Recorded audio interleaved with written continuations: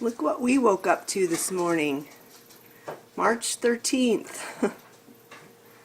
It's not much, but any at this time of the year is too much. Our winter has been so weird. We had sub-zero temperatures in December and a big snowstorm, and then it all melted off, and we've had a fairly mild winter. I don't think it got below zero after December, and we didn't get any snow. And now here it is, March 13th, and we've got snow. Almost spring. Oh my goodness. Olivia says Indiana is drunk. But this is my chalkboard saying, no matter how long the winter, spring is sure to follow. That's what we're waiting for. So anyway, good morning friends. Like I said, it's March 13th, Monday, and it's snowing. I thought I might vlog a little bit today. I was supposed to go this morning and get an MRI on my knee, and they had to postpone it because they're having difficulty getting my insurance to approve it. So it's on hold until insurance approves it. I really don't know what the insurance is thinking. What can be done? I mean, I have to have an MRI before I can get surgery or know even if I need surgery. So I really don't know what the holdup is or what they're thinking. I'm hoping that I'll get a call the next day or two saying we can do it like Friday or something. I just want to know. At this point, I've waited long enough, and I just want to know what's going on with my knee. Do I need surgery? Don't I need surgery? Is it something minor? Is it something more serious? I just want to know. So I'm tired of waiting. Anyway, I'm going to get my breakfast and we'll just see what this day brings. I've got a lot to do and I really don't feel like doing any of it. I just want to sit in my chair and crochet. Anybody ever have days like that where you just want to sit and do nothing? Or do a hobby? That's what I feel like doing today. But I can't, so I won't. Alright, I'm going to get my breakfast and we'll be back in a little while. Okay guys, it's now, what time is it? 11:30 already. I had to do some stuff on the computer, got my breakfast done, we did our little bit of schooling. The kids are pretty much done. Well, we just have some last minute things to finish up for their senior year. And they do most of it on their own. They're both studying to get their learner's permit. Travis is a little late on getting that. He was not interested in getting it when he was 16, and so we didn't push it. We figured if, you know, the sooner he got his driver's license, the sooner our insurance would go up, so we weren't in a big hurry, and neither was he. But it is time. They're both graduating. They're both going to either have to be going to classes or getting a job next fall, so they need to get their driver's license. So they're working on that. Hopefully this week they'll be getting their learner's permits if they can pass the test. And so I thought I'd get back on and kind of chat with you a little bit. I have a confession to make. We spent some money.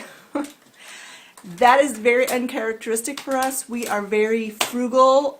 Some people may call it cheap, but we usually do not spend money on ourselves. But we recently got our tax return, and there's been some higher ticket items that we have been wanting, and we decided that it was time to just do it so that we could pay cash for it and just be done with it. Also, I sold one of my baby Afghans that I crochet to a really dear friend of mine, and I will insert a picture of the Afghan, the finished Afghan, here.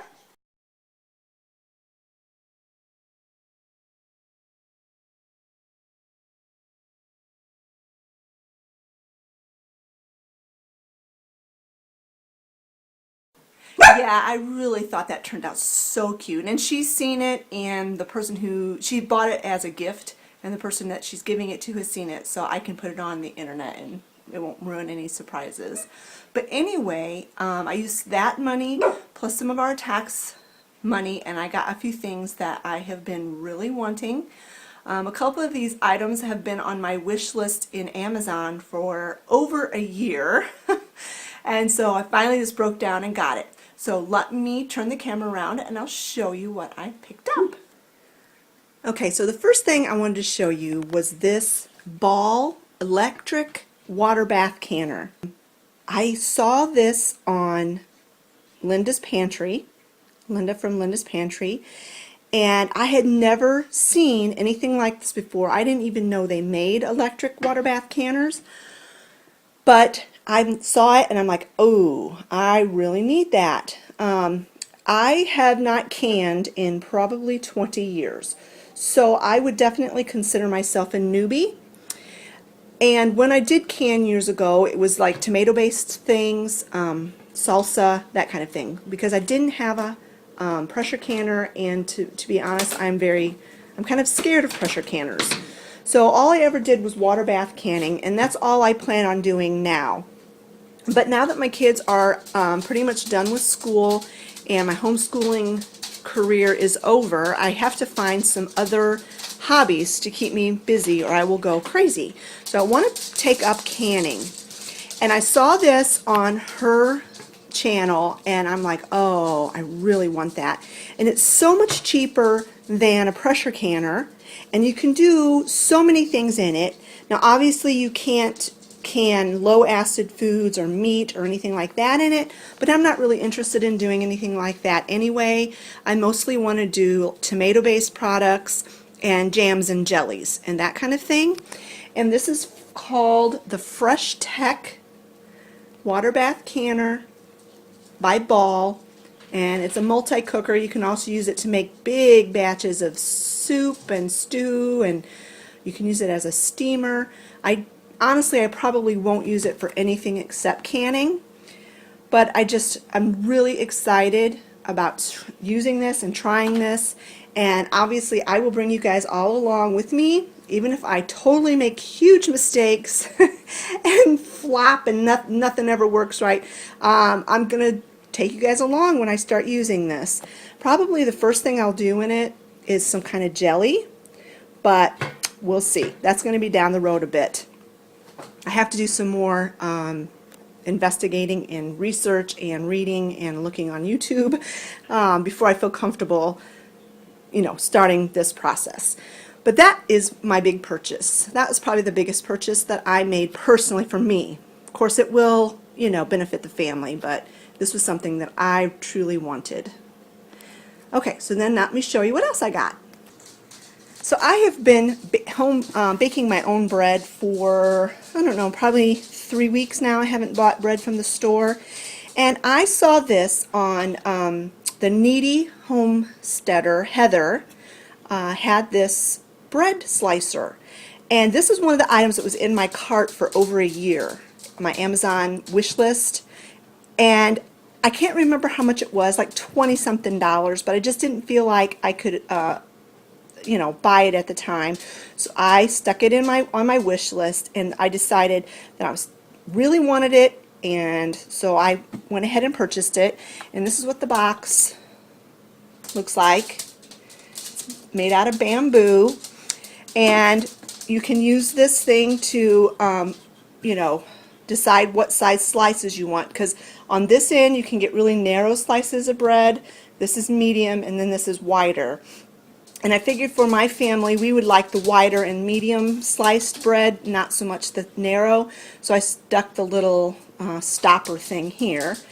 And then this is just an old rubber, not rubber, plastic or whatever, cutting mat that I had, and I cut it down to size to fit in here, because I use my electric knife to cut my bread, and I really didn't want to scar up this bamboo bread slicer.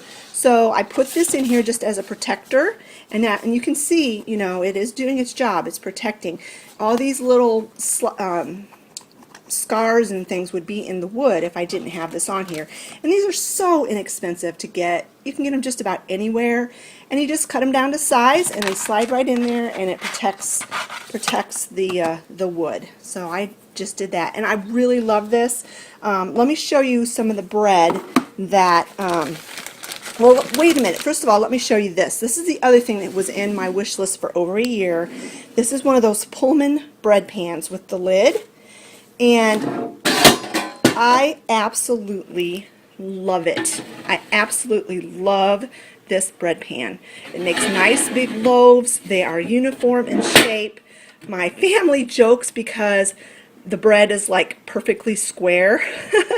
And I absolutely love it. This was also $20-something, and I am going to be getting another one of these at some point, because I just absolutely love it.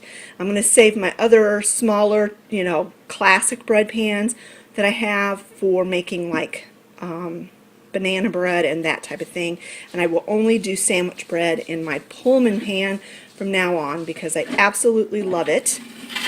And let me show you, hold on a minute, let me get this open and I'll show you what my bread looks like using the Pullman pan and the slicer. Okay, so here's the bread I made. I made this loaf of bread on Saturday, and I make it partially whole wheat, partially white. I'm slowly transferring my family from white bread to wheat bread, and so you just kind of have to do it gradual on them so they don't really even realize it's happening. But there's the bread, the lovely crumb that you get. I use Heather's bread recipe, and I think she actually got it from Noreen, from Noreen's Kitchen. And I'm naming a lot of YouTube channels here, and I will link them all below in the description box. So if you aren't already subscribed to any of these ladies, you can click on there and subscribe to them. But anyway, look how perfect the slices are. It's just like a loaf of bread you get from the store. And I absolutely love it. I just love these two products. I highly recommend them. And then another thing I picked up, and my birthday is in 3 weeks, and I have been wanting one of these choppers for a long time. This is another thing that was in my wish list forever, for probably 2 years, and I finally just decided that I'm getting this for myself for my birthday. Like I said, I want to do some canning, and I want to do salsa and stuff like that, and these choppers just make your life so much easier. So obviously I haven't even used it yet. I haven't gotten it out of the box, but I have seen other people use it on YouTube, and I just love the whole idea of it.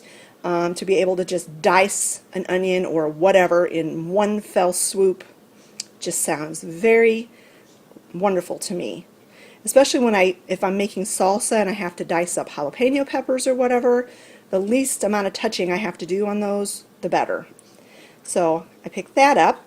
And then there was one other item I picked up from Amazon, and let me get you on the tripod and I will show you what I got. The last thing I picked up from Amazon that is kind of basically for me, like an early birthday present, is this book. It's actually a cookbook, but it follows this plan, the fast metabolism diet plan. This is like the companion cookbook to this book. And I had borrowed this book, not the cookbook, but the regular book from the library a while ago and read through it. And so I decided I wanted to get the cookbook. Now, I'm just a little bit disappointed in this cookbook, and I'll explain why. As I've told you, I have gained some weight since I can't exercise the way I want to because of my knee. And so I have got to, until I can get this knee fixed and can get back to my exercise program, I've got to really curb what I eat and control what I eat, because I don't want to gain back all the weight that I lost. So I thought, I had remembered reading this book, and I thought, well, maybe I'll give it a try. I can't really explain the whole process of this. It's basically where you divide your food up into phases. Phase 1, Phase 2, Phase 3. Monday and Tuesdays, Phase 1. Wednesday, Thursdays, Phase phase 2, Friday, Saturday, Sunday is phase 3. And I kind of like the concept of this book, but I don't think that all of the particulars of the book are going to fit me and match me, because I have a lot of food issues. I have a lot of food sensitivities. I have a very sensitive gut, and if I drastically change my diet, I will be sick. It will make me physically sick. So I have to be really careful on what I do, what I add in, what I take out, mostly what I add in to my diet. And the concept of this book or this diet is that on phase 1, you eat no fat, you eat healthy carbs like brown rice, quinoa, things like that, and protein and fruit and vegetables, which is awesome. That sounds incredibly healthy, incredibly doable. I'm pretty much a low-fat diet girl anyway, so that's not a problem. The problem I come to is phase 2. And obviously, you know, it's only 2 days, but I still think I couldn't do it. I absolutely could not do phase 2. Phase 2 is basically no fat, again, no carbs at all. No oats, no quinoa, no anything, nothing. No fruit, 0 fruit. All you're allowed to eat is protein, lean protein, and vegetables. And for me, what in the world am I supposed to eat for breakfast?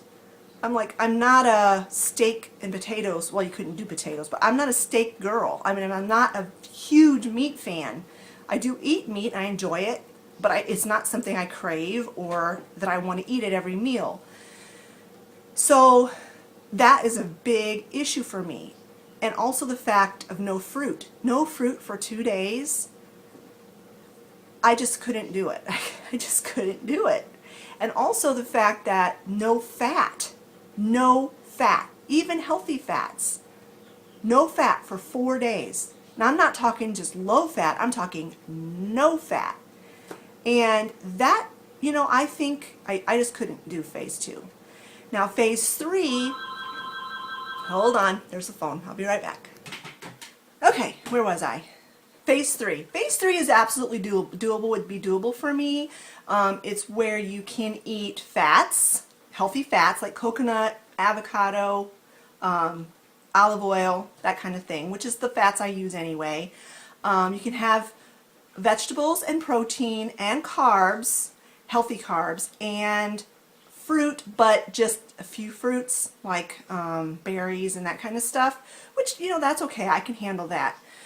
There's a couple of aspects of this diet that I absolutely couldn't do. I absolutely couldn't do. One is no bananas at all the entire time. And there are very health benefits in bananas. Yeah, they have a lot of sugar, natural sugar in them, and they're higher in calorie than a lot of fruits, but they have potassium and magnesium and all kinds of really healthy things in them. And I like bananas. I don't eat them every single day, but sometimes I do. And so I'm like, I don't think I agree with a diet that completely eliminates an entire fruit or vegetable.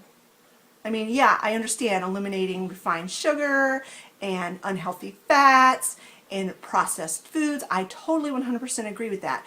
But to eliminate a fruit or a vegetable, I don't agree with that. So that was one aspect. And then the other aspect, which honestly I really was dedicated enough I could do, but I just don't want to, and that is give up caffeine, which means no coffee or tea. None. Zero. Zilch. I feel like because of my issues that I have with my diet, that I give up a lot of things. There are a lot of things that I used to enjoy that I cannot eat anymore. And I can drink coffee, and it's one of the few pleasures I have. And I'm not giving it up for any diet. And I really don't think if you drink coffee that black or with very little added to it, it has no calories. So I'm like, I just don't agree with that part of it.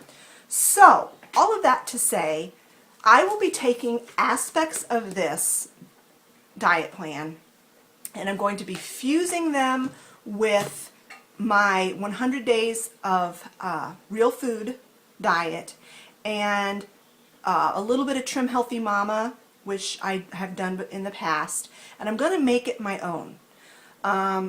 Yes, I'm going to cut out processed foods. I've been doing that anyway. I'm going to cut out refined sugar. I've been doing that anyway. I'm going to cut out most wheat. That's not a big deal for me. I'm not a big bread or crackers eater anyway, and I can cut out white potatoes and corn. Those things I can do. But there's just a few things like giving up bananas and coffee. I can't do it. I simply can't do it. Now, I'm not saying this is a bad diet, but she says you can lose 20 pounds in 28 days because apparently you're supposed to do this very, very strictly, all the phases, for 28 days, and you will lose 20 pounds. Well, that's fine and dandy, and maybe you can. But then what happens after the 28 days is up? If you go back to your regular diet, will you gain all the weight back? And also, I don't think these phases, especially phase 2, is something that you can do long term. I know for a fact I could not give up coffee and bananas for the rest of my life. I just can't. And whatever diet plan or whatever that I want to do, I want it to be something that I can just keep doing for the rest of my life. I want to make positive changes in my diet that I can stick to that are reasonable. So anyway, that is my little bit of a review of this book. I'm not saying don't buy it. If you don't have a thing about, if you don't like bananas and if you don't like coffee and if you don't mind eating basically meat and vegetables for 2 days out of the week, try it. By all means, try it. But that's not going to fit my lifestyle. So anyway, that's that. The phone call, let me tell you about that a little bit, was my doctor's office, which I had a feeling I'd get a call from them today, and they told me that my insurance company has denied the claim or they will not approve me getting the MRI because the doctor did not twist my knee in the examination. I can't remember what it's called. It's a specific test that you test. And my knee is hurting so bad, and to twist it is awful. And I told the doctor, if you twist my knee, I'm liable to punch you in the nose. I wouldn't really. But he laughed and he didn't twist my knee. Per patient request because of pain. The insurance company will not approve my MRI. How am I supposed to know what's going on with my knee? There's obviously something going on with my knee. So, anyway, what they're going to do is I'm going to have to go see a specialist, and the specialist is going to have to order the MRI. And this basically means that everything's going to get drug out for who knows how long. I don't know when they'll be able to fit me in at the specialist. These dogs. Anyway, it's frustrating. It's really, really frustrating. And if MRIs weren't so stinking expensive, I would just say schedule it anyway, whether they approve it or not. But they're like $10, $12 or more, $1,000, $10,000 or $12,000, and it's just not feasible for us to do that. So anyway, I'm going to go ahead and get busy with the next thing I was going to do today, and we will be back in a little while. I also forgot to mention the last purchase that we did, and it was kind of a big one. We bought a new dishwasher. This is not the new dishwasher. This is the old dishwasher. This one we had, it died on us probably, I don't even remember exactly, 5 to 7 years ago.